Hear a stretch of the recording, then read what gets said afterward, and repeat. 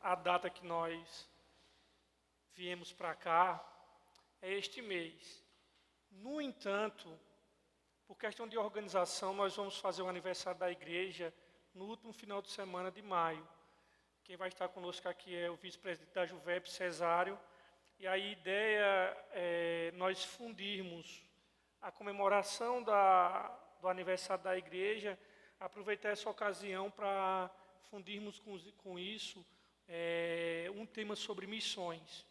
Então, nós vamos estar na última semana de maio, comemorando o aniversário da nossa igreja e recebendo o Cesário, que é uma referência em missões, principalmente no sertão. Aliás, quando se trata de sertão, eu não conheço alguém mais profundo em relação à cultura sertaneja do que o irmão Cesário, que vai estar aqui conosco. Queridos, abra sua Bíblia, por favor, em Coríntios. Irmãos, a igreja está quente, mas a gente vai, daqui para a semana que vem, se Deus quiser, resolver essa questão dos ar-condicionados. Tá? Coríntios, capítulo 7.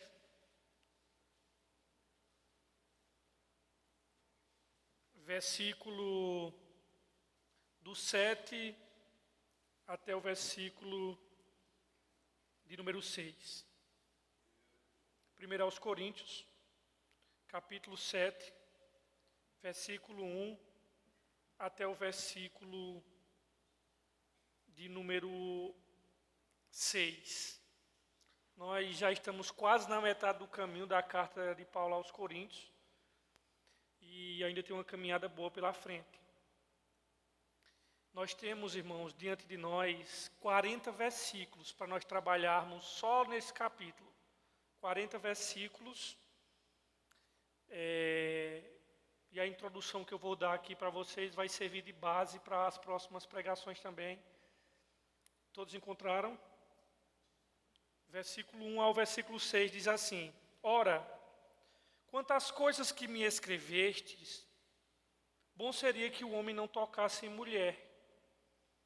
Mas por causa da fornicação, cada um tenha a sua própria mulher, e cada um tenha o seu próprio marido. O marido pague à mulher a devida benevolência, da mesma sorte a mulher ao marido.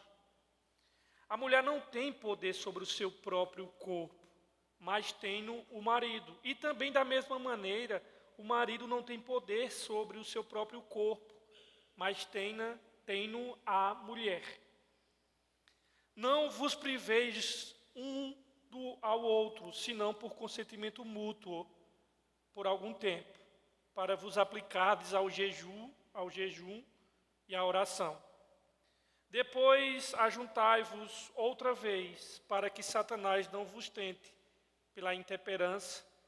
Digo, porém, isto como por permissão e não por mandamento. Queridos, como eu acabei de dizer, nós temos nesse capítulo 7 de Coríntios 40 versículos. Eu vou falar agora, e o que eu quero falar para vocês é para orientar vocês ao longo desse capítulo 7 e ao longo dos próximos capítulos de Coríntios. E algumas questões devem ficar bem claro na nossa mente. Qual é a primeira coisa importante, a título de introdução, que nós devemos entender aqui a partir desse documento? A primeira coisa que eu quero que vocês entendam, que a partir de agora, desse momento da carta, Paulo vai começar a responder um monte de questões que os coríntios tinham escrito para Paulo. É isso, eu quero que vocês entendam. Nós temos aqui a carta de Paulo aos Coríntios, mas a partir daqui do capítulo 7, nós temos a resposta de Paulo à carta que os coríntios tinham escrito para eles. Aí você vai dizer, oxe, os coríntios escreveram carta para Paulo? Sim, só é você ler o versículo 1, quando ele diz assim: Ora, quanto às coisas que fizesse o quê? Me escrevestes. Então, nós não só temos apenas a carta de Paulo aos Coríntios, mas a carta de Coríntios a Paulo. Então, a partir desse capítulo 7 até o final, isto é, o capítulo 16, vocês vão escutar muitas expressões Paulo dizendo assim: olha, quanto a isso, No que se refere a isso, sabe, todas essas questões são a resposta que Paulo está dando a essa carta que os coríntios escreveram a ele. Entende isso? Então, todas as vezes daqui para frente, quando Paulo vai dizer, olha, no tocante aos ídolos, no tocante à carne sacrificada, no que diz respeito a isso, mas no que tange a isso, irmãos, tudo isso é respostas de Paulo dada a essa carta que os coríntios escreveram a ele. E o nosso desafio a partir daqui é justamente interpretar o que é que os coríntios disseram, porque se nós tivéssemos as duas cartas na mão, estava bom. Nós tínhamos as perguntas dos coríntios a Paulo, e aqui nós tínhamos as respostas de Paulo, estava bom. Mas nós só temos uma, que é a carta inspirada que Paulo escreve aos coríntios. Então a nossa tarefa de interpretação é uma espécie de teologia de espelho. O que seria isso? É como se, na verdade, o nosso desafio daqui para frente é nós pegarmos e é como se Paulo tivesse na ligação, conversando. Quando você tem um filho, um adolescente, que é mais perigoso ainda, você vê ele conversando, aí você fica assim, olha, ele está dizendo isso. Olha. Então você começa a tentar imaginar o diálogo, o que é que ele está reconstruindo. Olha, então ele disse isso, então ele está se tratando de tal assunto. Olha, ele tá... Então, pela essa conversa aqui no telefone, você tenta construir esse diálogo que está tendo. Então, é isso que nós vamos fazer a partir de então. Paulo, a partir de agora, ele começa a responder a essa carta que os coríntios mandaram para ele. Por isso que, a partir desse documento aqui, Paulo está respondendo a esse documento que os coríntios escreveram, que ele recebeu dos irmãos, e em vários momentos da carta, ele vai dizer, quanto a isso, quanto àquilo outro, no que tange a esse assunto, tudo isso, irmãos, entenda, são respostas de Paulo a esses questionamentos que a igreja de Coríntios tinham mandado para Paulo. Isso fica muito claro e explícito a partir desse versículo 1, quando Paulo já começa dizendo, quanto às coisas que vocês me escreveram, e aqui está claro, está explícito, e esses irmãos escreveram de fato a Paulo, e nessa carta chegou a Paulo, e eles trouxeram, nessa carta que eles enviaram para Paulo, alguns tópicos importantes, e aqui, esse tópico aqui do capítulo 7, é o tópico da sexualidade. No capítulo 8 vai ser o tópico das carnes sacrificadas aos ídolos. Depois vocês vão ver o tópico dos dons. Depois vocês vão ver o tópico da ressurreição. Tudo isso foi questionamento que os coríntios trouxeram para o apóstolo Paulo. Então eles enviaram essa carta com uma série de questionamentos. E Paulo agora vai começar a responder na ordem que o próprio Espírito Santo entendeu ser a melhor. Então, até aqui, nós vimos, Paulo tratou de diversos problemas, facções dentro da igreja, a igreja dividida, fracionada. Paulo tratou de abusos da igreja de Coríntios, dos quais ele tinha ficado sabendo, né? E por meio de um relato de primeira mão, e agora ele vai responder todas essas questões aos coríntios. Então, só a título de introdução, para que nós possamos compreender bem aqui o capítulo 7. Então, vocês precisam já entender, ter isso em mente, fazer essas considerações, porque Paulo está respondendo uma carta que foi enviada para ele. Nós sempre estamos acostumados a dar a carta de Paulo para os outros, né? Mas pouco se fala da carta dos outros para Paulo. E Paulo está respondendo justamente isso aqui. Quem trouxe essa carta dos crentes de Coríntios, ela provavelmente foi levada por Estéfanas, Fortunato e Arcaico, que está lá no capítulo 16, essa comissão dos três. Paulo menciona eles três lá no final do capítulo 16. E esses irmãos também levaram uma oferta em dinheiro para o apóstolo Paulo, porque eles ficaram sabendo a respeito do estado da igreja.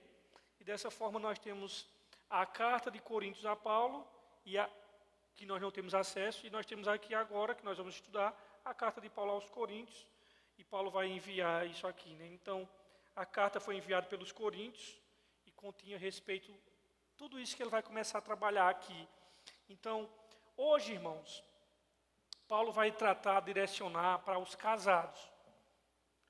Semana que vem, eu digo que semana que vem para a questão didática, né? Porque o capítulo todo está falando sobre isso. Mas esse capítulo 7, que contém 40 versículos, Paulo fala sobre os casados, depois ele fala para os solteiros, ele fala para pessoas que se casaram com descrentes, ele fala para pessoas que foram abandonadas. Enfim, é o tema que vai... a tônica desse capítulo é isso. Os relacionamentos, sejam casados, solteiros, divorciados, pessoas que se casaram e depois se converteu, mas o cônjuge não se converteu. Tudo isso vai ser abarcado. Hoje, por questão de didática, por questão de organização, nós vamos focar nos casados. Semana que vem nós vamos focar nos solteiros e assim sucessivamente. Então, a primeira coisa que eu quero destacar com vocês hoje aqui é que o casamento, somente o casamento, é o padrão divino para a sexualidade. Fora disso, irmãos, não é padrão divino. Esse é o resumo do sermão hoje. O casamento é o padrão divino para exercermos a sexualidade. Versículo 1, em primeiro lugar, Paulo diz assim: ora, quanto às coisas que me escrevestes, bom seria que o homem não tocasse mulher. Irmãos, isso diz respeito aqui o versículo 1, casar-se ou permanecer solteiro. E o apóstolo começa estabelecendo o princípio mais amplo. O apóstolo começa estabelecendo o princípio: é bom que o homem não toque mulher. Essa expressão aqui, é bom que o homem não toque mulher, isso se chama um eufemismo.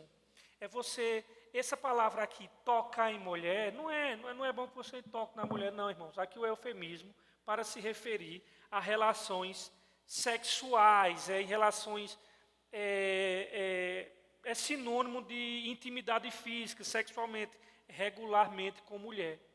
Isso pode parecer contraditório ao que Deus disse lá em Gênesis, que não é bom que o homem esteja só.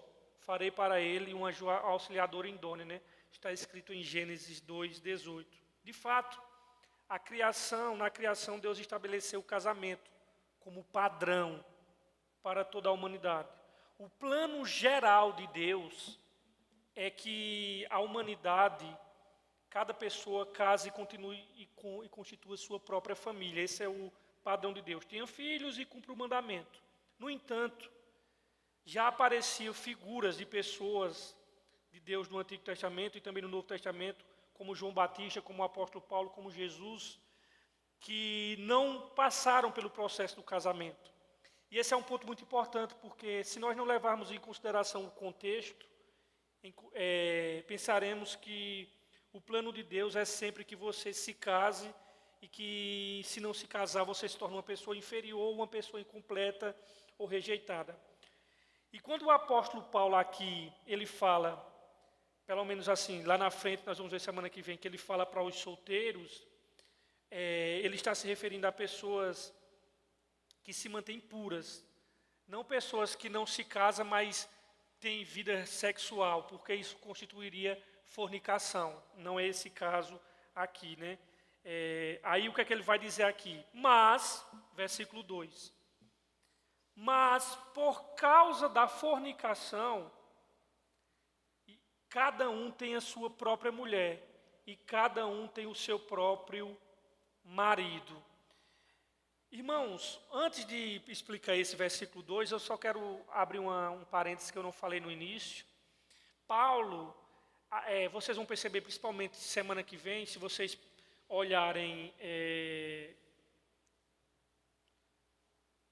do versículo 8, vocês passarem o versículo 8 rapidinho aqui, Paulo diz assim: digo, porém, aos solteiros e às viúvas que é bom se ficarem como eu, ou seja, solteiro, né? Uma coisa certa aqui no capítulo 7 é que, de alguma forma ou de outra, Paulo ele tem uma preferência pelo modo celibatário. Não que o modo celibatário seja mais espiritual do que casar, não é isso. Os dois estão de igual valor diante de Deus. Não é que alguém celibatário ele é mais espiritual do que uma pessoa casada, não é isso.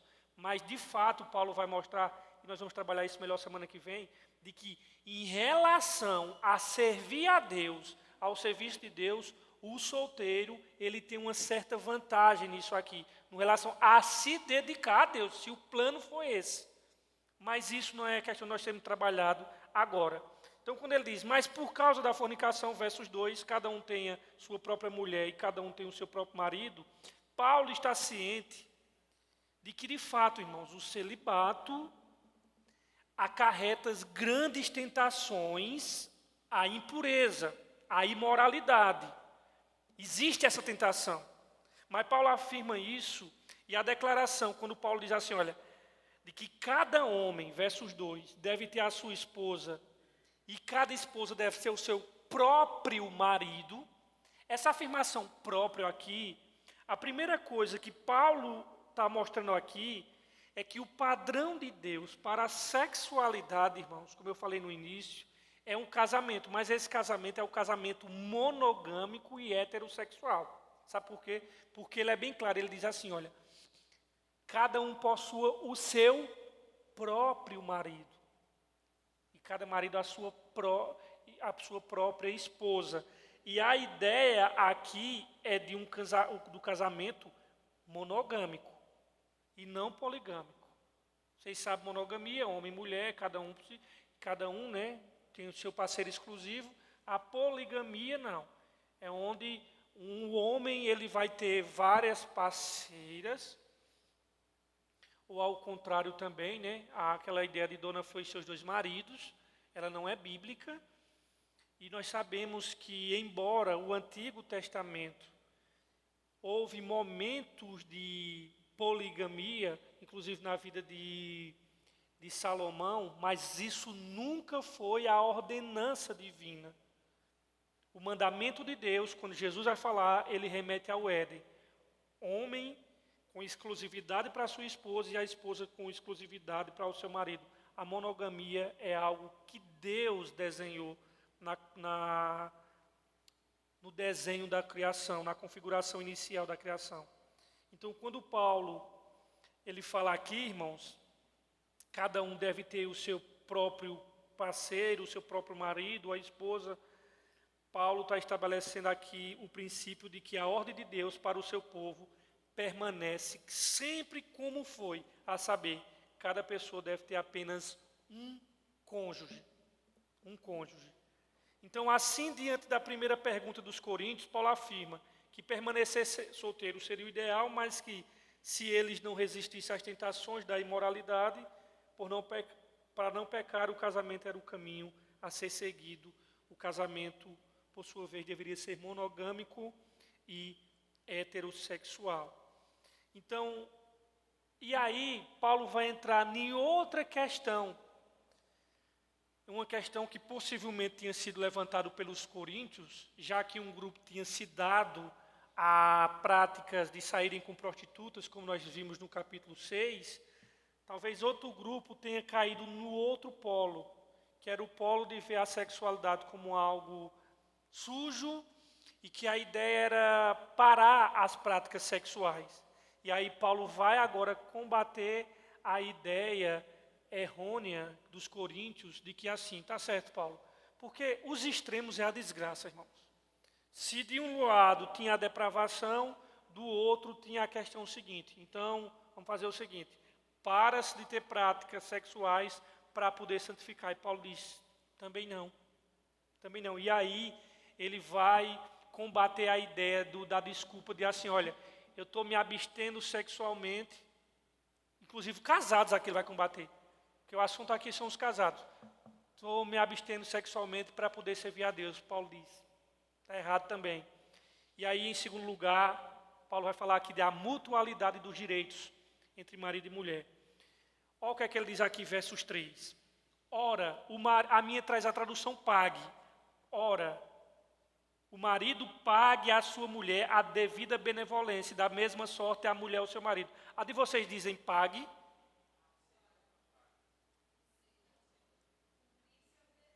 Cumprir os seus deveres, conceda, né? Irmãos, dos versos 3 até o versículo 6, Paulo vai tratar aqui de alternâncias da obrigação do marido com a esposa e da obrigação da esposa com o marido. Quando ele diz assim, o marido pague à mulher a devida benevolência ou cumpra com seus deveres e a mulher do mesmo jeito, vocês entendam uma coisa, irmãos. Quando vocês assumiram um compromisso diante de Deus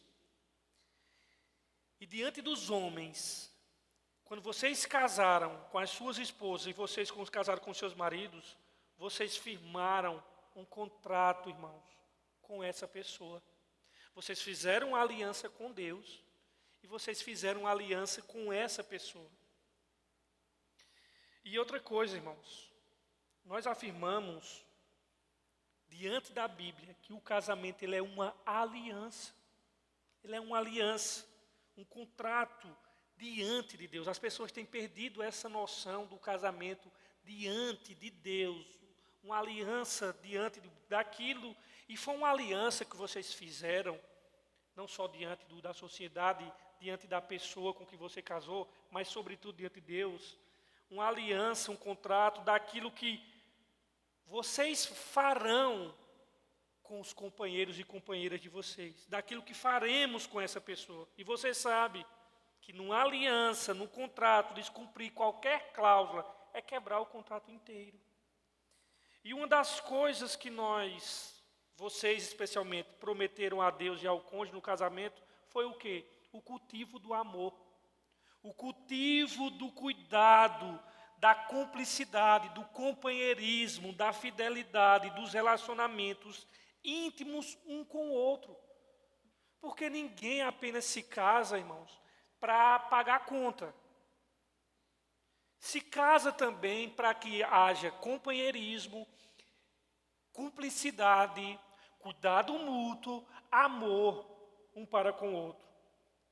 E nos versos 3, quando Paulo diz, cada um pague a devida benevolência, ele está falando aqui, irmãos, é de relações sexuais.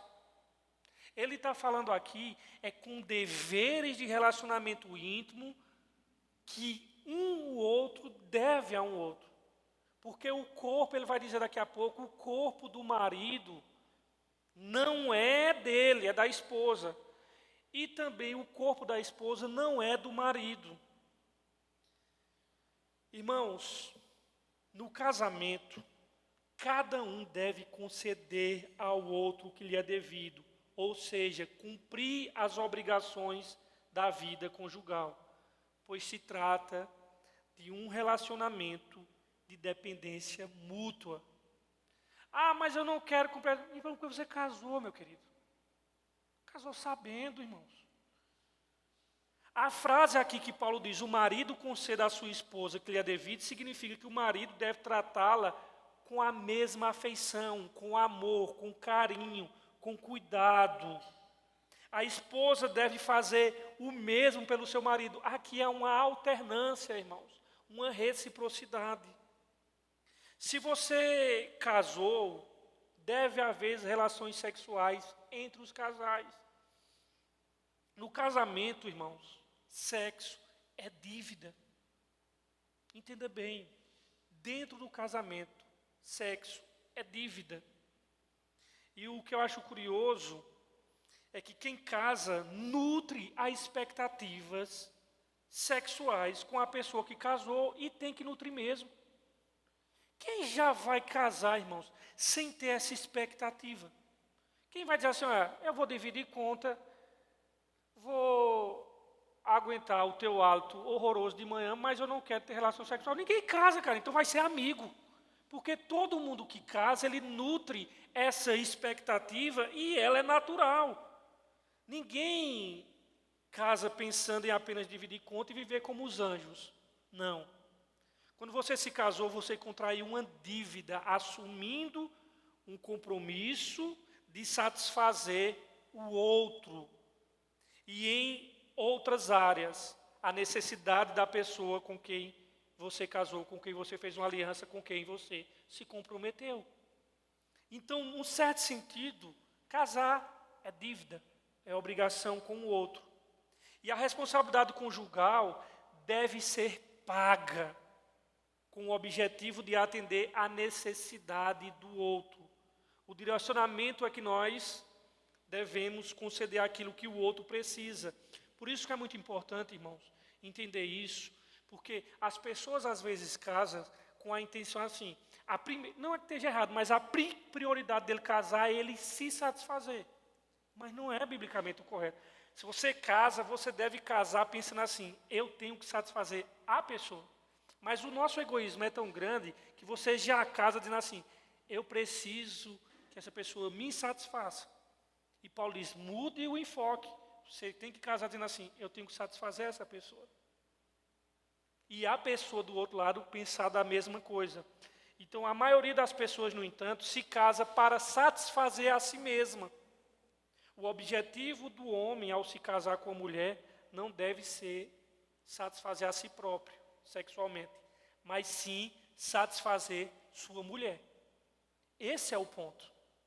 A maioria das pessoas que você, e principalmente mulheres, que elas são traumatizadas na área sexual, passa por essa quebra de princípio bíblico, onde ela pegou um cara abusador, um cara que só queria apenas se satisfazer e usá-la como objeto. Então, geralmente, pessoas, principalmente mulheres, frustradas nessa área, é porque pessoas quebraram esse princípio bíblico que Paulo está dizendo, onde a relação sexual, em vez de ser pautada e marcada por aquela satisfação do parceiro, dando-se para aquela pessoa, querendo a satisfação dela, não.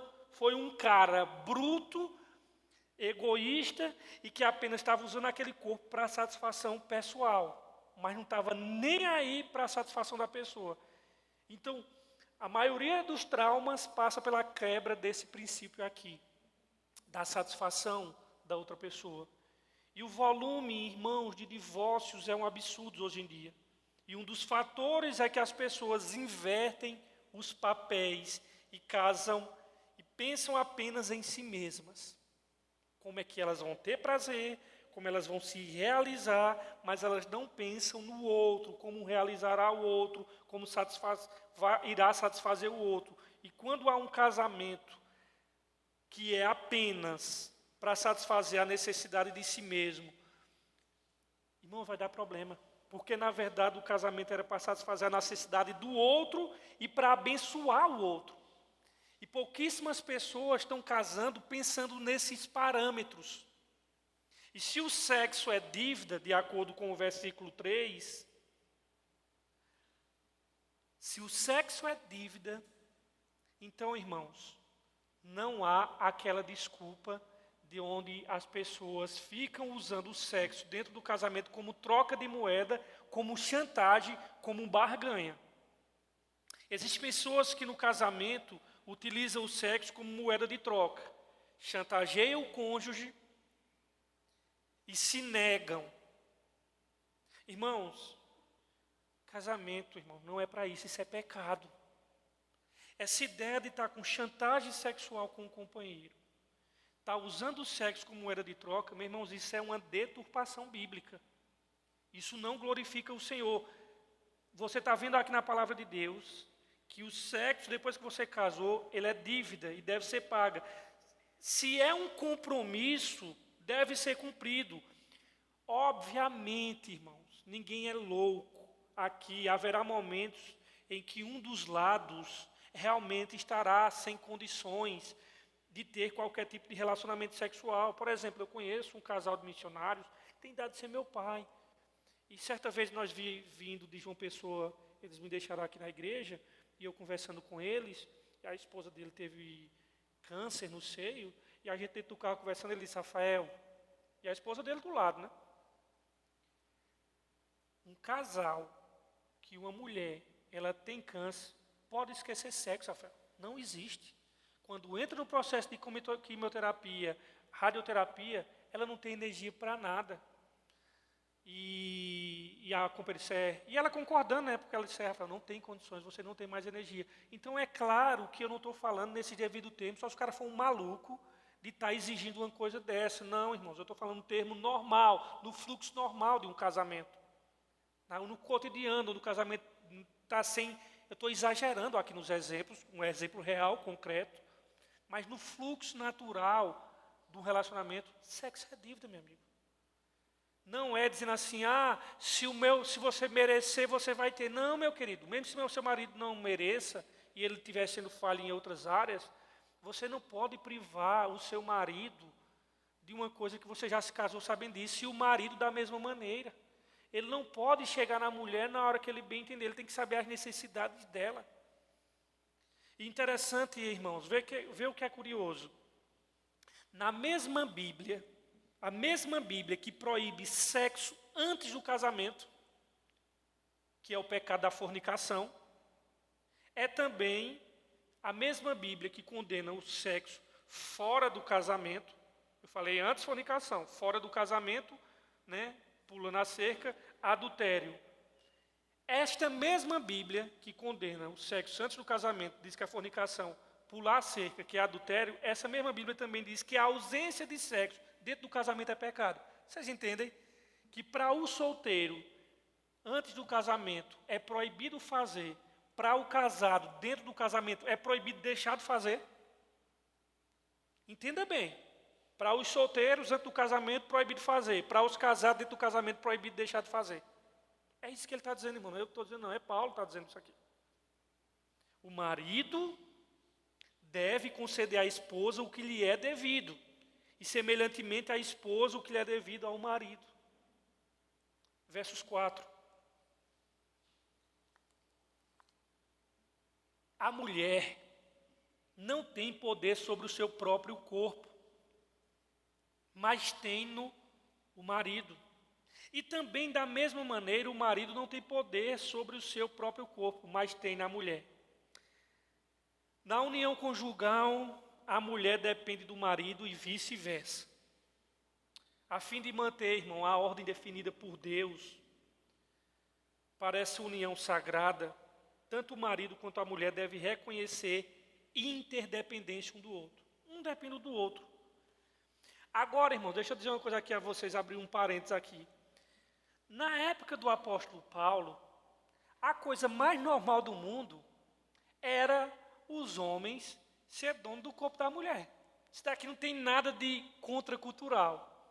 Agora, o que é contracultural, que Paulo quebrou os paradigmas, foi ao contrário, quando Paulo disse assim, a mulher é dona do corpo do marido. Meu irmão, vocês não têm noção. Olhar as coisas hoje em dia está muito fácil. Eu quero olhar, não cometa anacronismo. Olha o que significava Paulo estar dizendo isso no contexto dele, à luz da realidade dele, não é nossa. Meu amigo, tem algumas pessoas estúpidas que acusam Paulo de ser machista e misógino, não entende nada de cultura da época. Meu irmão, isso era uma defesa das mulheres absurda, irmãos. Quando ele disse, olha, o marido é dono do corpo da mulher, isso aqui era o que era comum, a mulher era tratada como nada nessa época. Agora, quando ele disse, não, a mulher é dona do corpo do marido, e entenda que no contexto de Paulo, não tinha, geralmente os relacionamentos não eram assim, as pessoas da mesma idade, igual a nossa, não, era um cara velho com uma menina nova. Ou vocês acham que José, quando possuiu Maria, José tinha quantos anos? 18, era um menininho de 23 anos. José era um velho, Maria tinha no máximo 14, 15 anos, irmãos. Isso era o normal.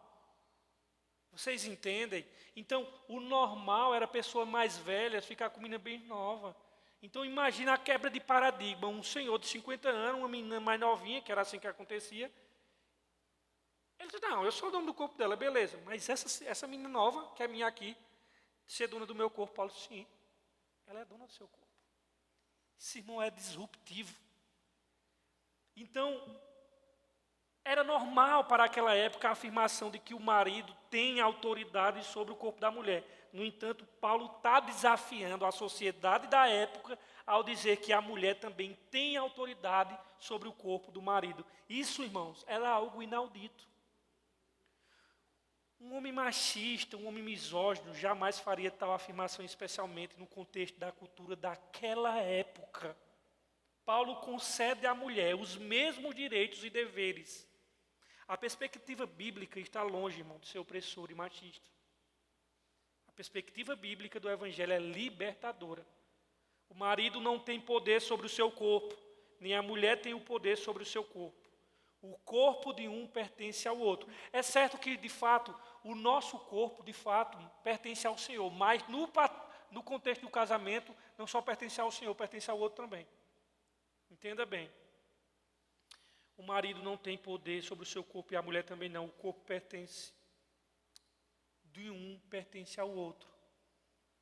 Usar o sexo, repito, para chantagear o cônjuge está em desacordo com o ensino da palavra de Deus. Você tem uma obrigação diante de Deus de satisfazer aquela pessoa, não da maneira que você quer ou na hora que você bem quer. Seu corpo não é seu, é da outra pessoa. Você tem essa dívida, você tem essa obrigação. E aí, irmãos, Paulo entra no versículo 5. Veja como Paulo é cuidadoso, irmãos, para nós não darmos brecha.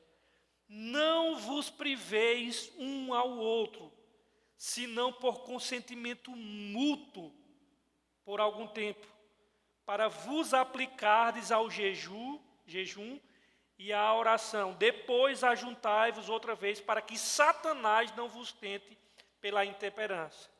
Provavelmente, irmãos, os membros da igreja de Corinto perguntaram a Paulo, essa carta, lembra da carta que eu falei no início, que eles escreveram a Paulo?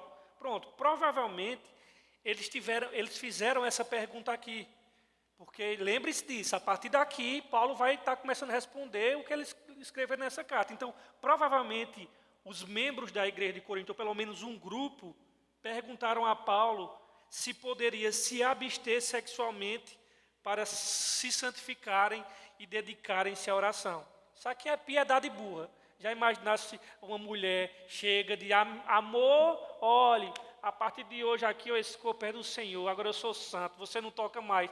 Paulo diz, vai acabar os casamentos. Paulo diz, não, meu amigo. Então, Paulo diz, não faça isso. Por exemplo, ninguém aqui que é casado tem autoridade diante de Deus para chegar assim, dizer assim à esposa, ou a esposa chegar ao marido, ou o marido dizer à esposa, amor, olhe, quero definir aqui, 3 meses sem sexo, porque agora eu vou me santificar. Você tem essa autoridade? Não. Você não tem. Só pode fazer isso se os dois concordarem. E Paulo então afirma que eles não deveriam negar-se um ao outro, a não ser que fosse algo consentido mutuamente, acordado com os dois de acordo por um. E outra coisa, e não é só assim, e tem um detalhe, não é só dizer assim, não, mas minha esposa concordou, ela vai ficar 1 ano sem fazer isso. Paulo diz, não, estabeleça um tempo curto, determine um tempo, porque às vezes alguém pode dizer, não, mas o companheiro ou a companheira aqui concordou. Paulo diz, não, vocês têm que concordar e além disso já estabeleça um prazo curto. Quando é que vai acabar esse negócio? Por um tempo determinado, Paulo diz, para quê? Para se dedicarem à oração e ao jejum, e depois, o fim do período determinado que eles escolheram ali, deveria estabelecer de volta a vida conjugal. Então, Paulo aqui no versículo 5, ele pede que o casal retorne à vida conjugal. Para quê? Qual é o perigo? Mas Paulo, a gente está aqui santificando, a gente está aqui querendo mais buscar o Senhor, resolveu separar. Qual é o motivo, Paulo, de querer que seja errado? Paulo diz, olha, para que Satanás, ele diz aqui no final do versículo 5, para que Satanás não vos tente pela intemperança. Paulo está pedindo aqui que o casal retorne à vida conjugal para que Satanás não os tente pela falta de controle, ou seja, pela falta de domínio próprio. As pessoas que são casadas e se privam muito tempo de relacionamento sexual, elas se tornam vulneráveis, irmãos. E Satanás, ele sabe disso. Não são poucos os casamentos que acabam, irmão, em decorrência do distanciamento dos cônjuges. Começa a se distanciar, meu amigo. Isso não vai ser legal. Eu me recordo de um pastor que tinha uma ovelha e o camarada tinha muito dinheiro. E ele tinha esse costume de pegar um barco dele e passar assim 2, 3 semanas pescando. E o pastor, um homem muito sábio, disse: irmão, vem cá. O irmão passa 2, 3 semanas no alto mar pescando. O cara já estava com a vida feita, aposentado. E ele sempre levava um companheiro dele, um amigo, e ele levava a senhorinha, uma velhinha que tinha lá, que era a cozinheira da casa dele. E aí o pastor disse: mas irmão, sua esposa em casa 2, 3 semanas, sente sua falta, tudo lá. E você sabe, irmão, é o perigo. Quando é que o irmão sabe o limite que precisa voltar? Ele disse: irmão, quando eu começo a achar a senhorinha que cozinha para mim bonita, já está na hora de eu voltar para casa. Então, assim, irmãos, a gente não precisa passar esse tempo longe, porque isso Paulo diz: olha, vocês vão ser tentados pelo diabo. A abstinência, irmãos, ela só é permitida mediante 2 condições.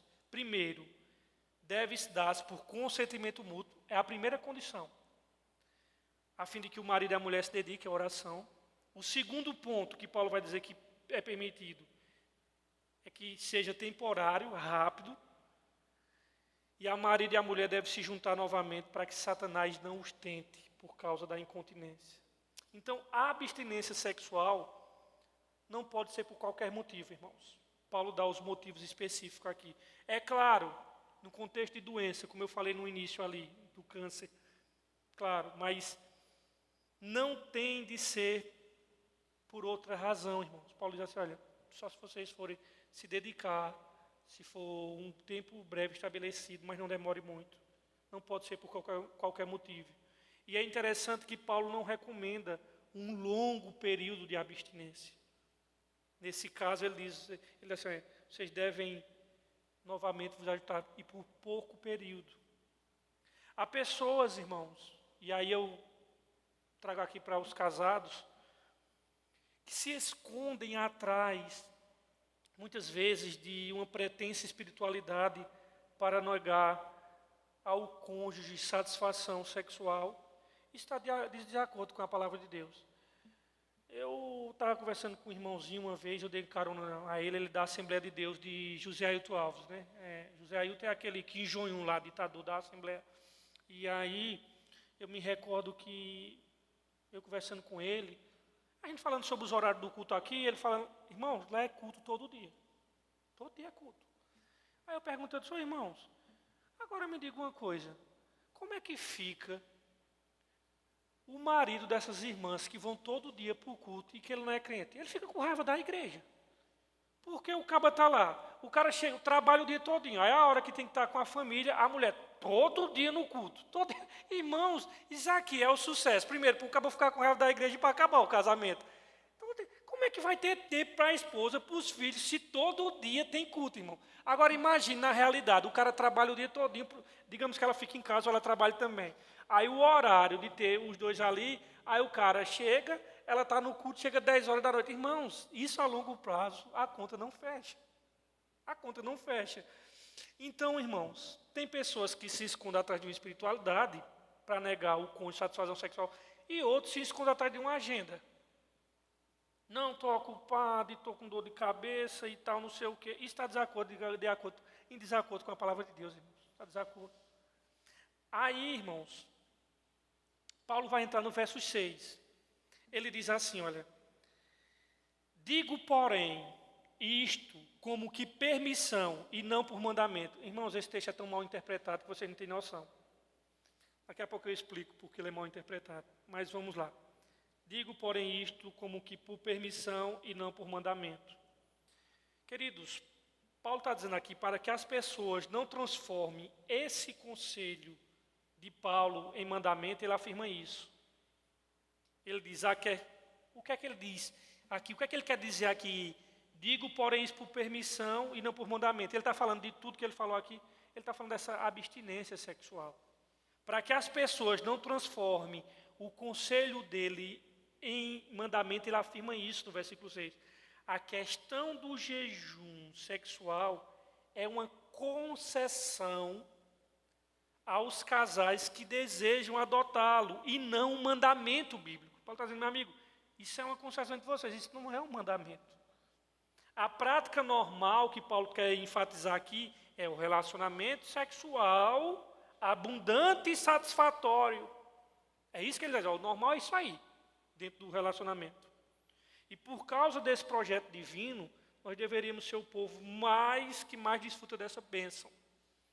E esse versículo ele tem sido mal interpretado e motivo de grandes controvérsias e especulações, porque as pessoas, há quem diga e entenda que Paulo não considerou as palavras anteriores. É como se ele está...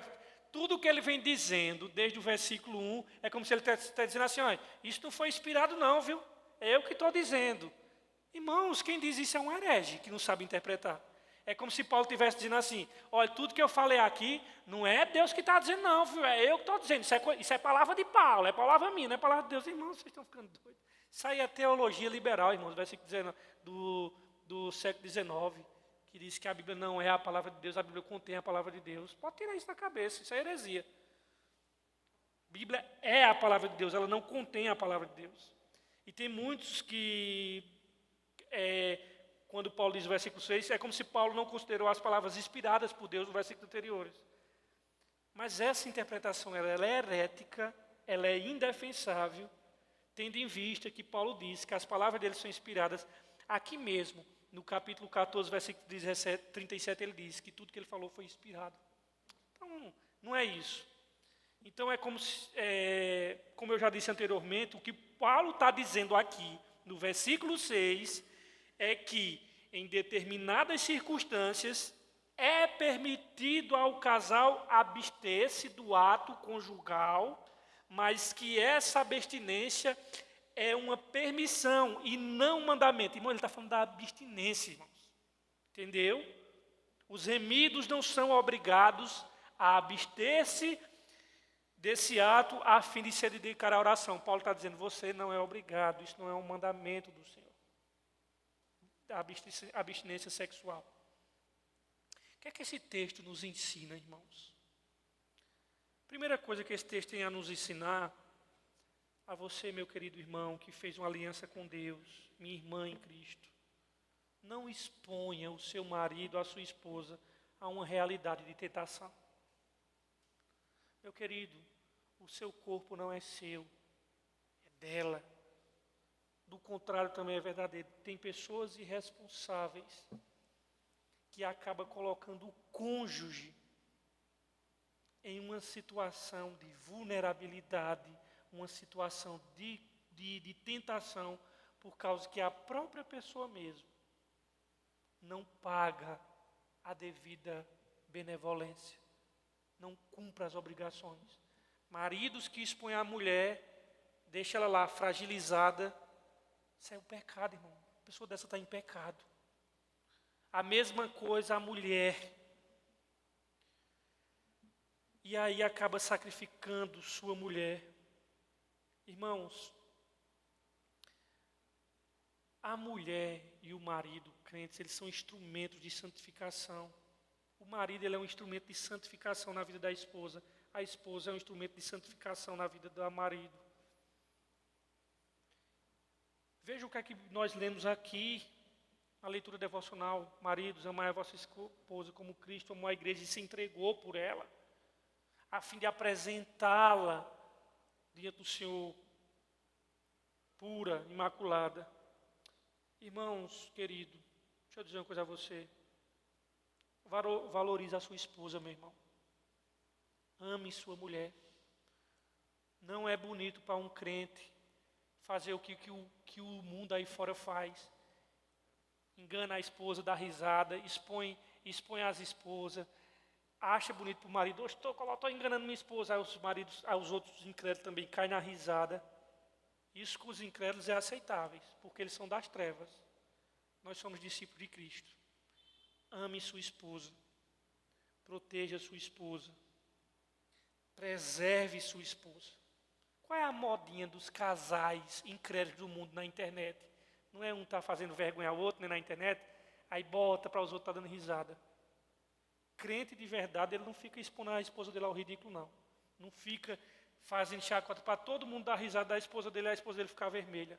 Isso não é um homem bíblico, não, irmãos. Deixem o mundo fazer isso com essas babaquices do Instagram, onde Vou fazer uma pegadinha aqui da mulher. Aí começa a fazer a coisa, todo mundo ri da mulher. Irmãos, eles são incrédulos.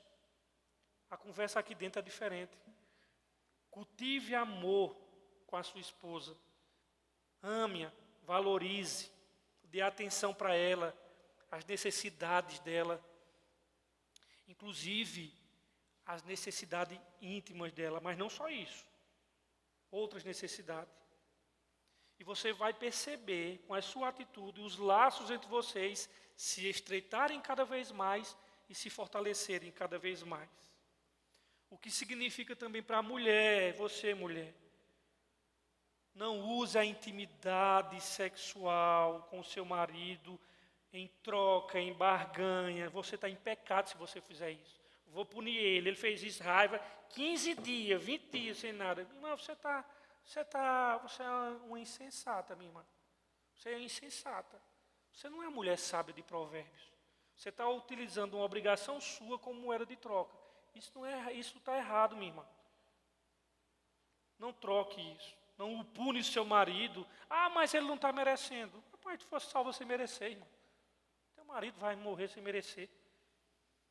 Então não prive ele das relações. Ele tem falhado em outras áreas, tudo bem. Corrija, repreenda com a palavra, mas você casou, irmão.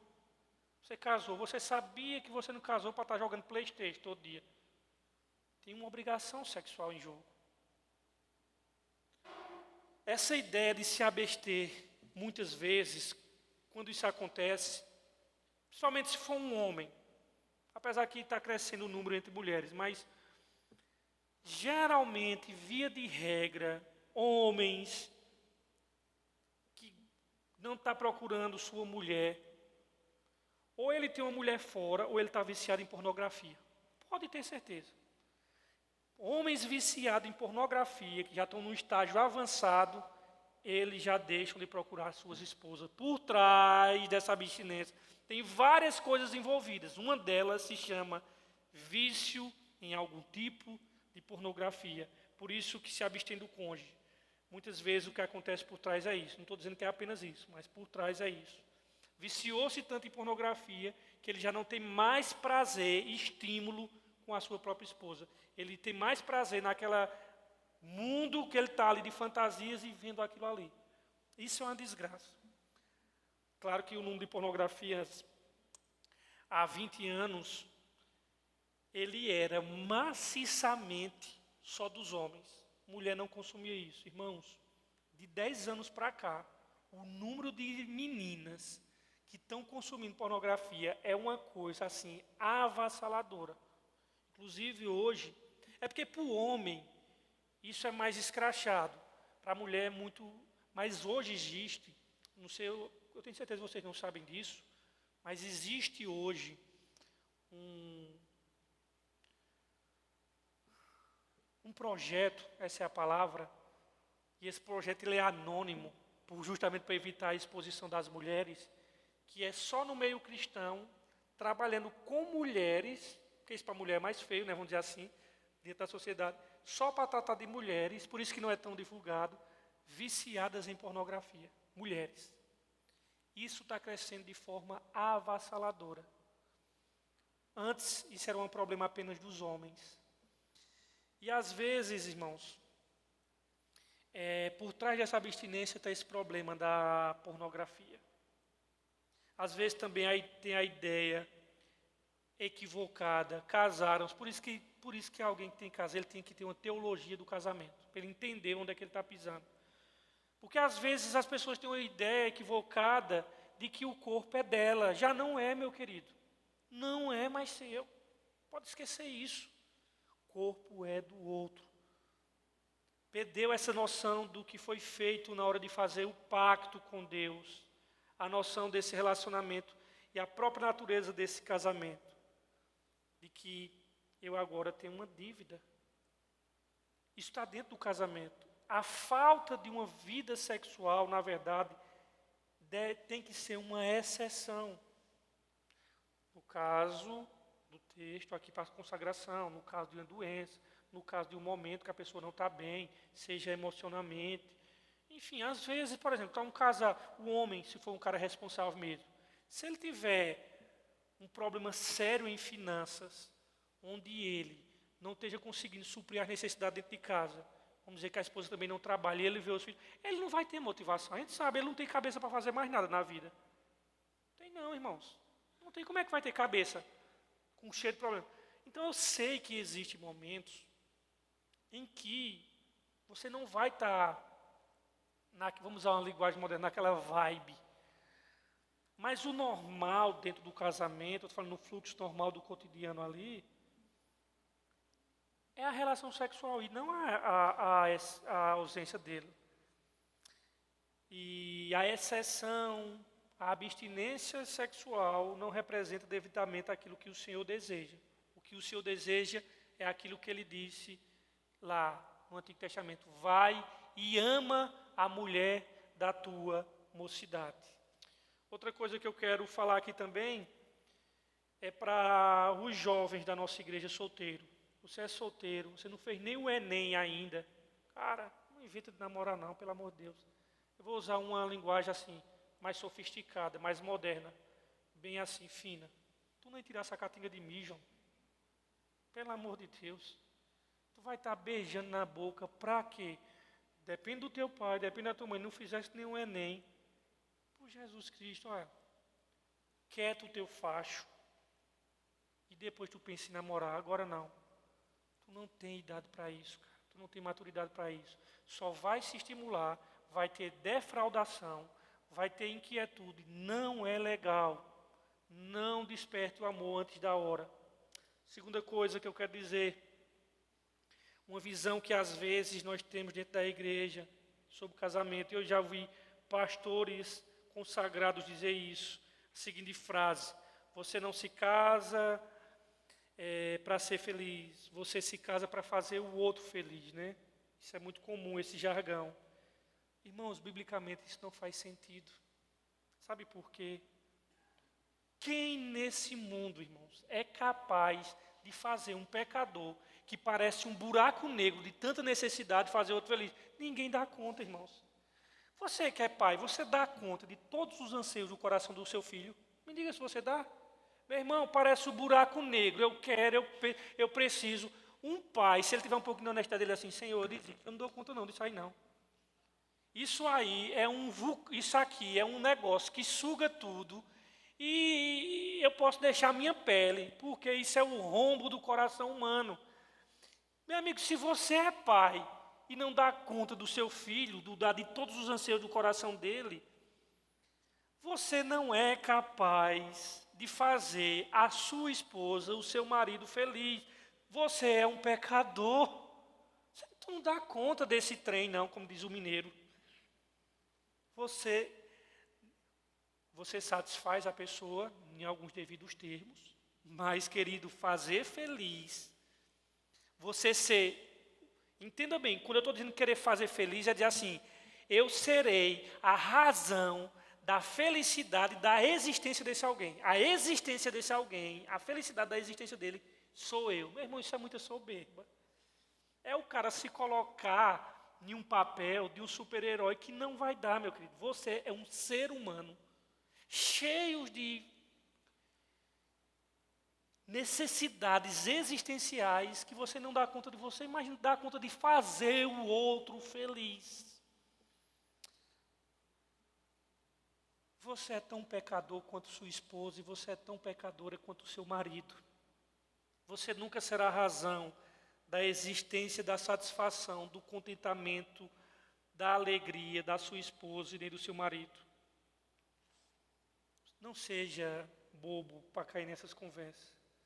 Você reconhece sua limitação, você reconhece sua fraqueza, na sua humildade, e você diz assim: eu não posso ser a razão da felicidade dela. Deus o pode. O Evangelho pode, porque ele vai atingir camadas no interior dela que eu não consigo. Todas as vezes que você tentar encontrar no seu marido, na sua esposa, a sua satisfação, inclusive satisfação física, você vai se frustrar todas as vezes. Pode ter certeza. Não, eu quero encontrar na minha esposa, até no físico dela, eu quero encontrar a razão da minha felicidade. Já ouviu falar de lei da gravidade, não, que puxa tudo para baixo? Você vai se frustrar, meu querido. Você vai se frustrar. Então, reconheça isso. Que nós somos um poço de insatisfação. Somos um poço de descontentamento. É desonesto, irmão, você querer achar que a sua felicidade existencial está no seu cônjuge. Ou a felicidade dele está em você. Não está, irmãos. Não está. Isso é arrogância. Agora, a humildade do Evangelho significa que eu não consigo fazer a esposa feliz, a esposa não consegue fazer o marido feliz, mas os dois vão encontrar satisfação e felicidade em Jesus. Satisfação é ter a Cristo, nós louvamos aqui. É nele. Enquanto nós encontramos a nossa felicidade em Jesus, aí você se alegra no casamento. Não porque os dois são a fonte da felicidade do outro, mas porque nada além de Jesus vocês precisam. Nós precisamos isso. Isso é humildade. Diga assim, Jesus é o que nos satisfaz. E Ele é a alegria da nossa vida. Se você tirar Jesus do foco e colocar no seu cônjuge, você está ferrado. Não vai acontecer isso. Outra coisa que eu digo a vocês, para fechar aqui, principalmente as mulheres, né? Às vezes as mulheres, os homens não, até por questão dos hormônios, né? Tem mais essa avidez sexuais. E o homem, né? Ele não precisa de muita coisa para ser estimulado. A mulher precisa das palavras, aquele carinho todo durante o dia, para no final, no final do dia, ela está preparada, assim, está feliz, está satisfeita com o marido, né? E se entregar a ele. Mas vou dizer uma coisa a vocês.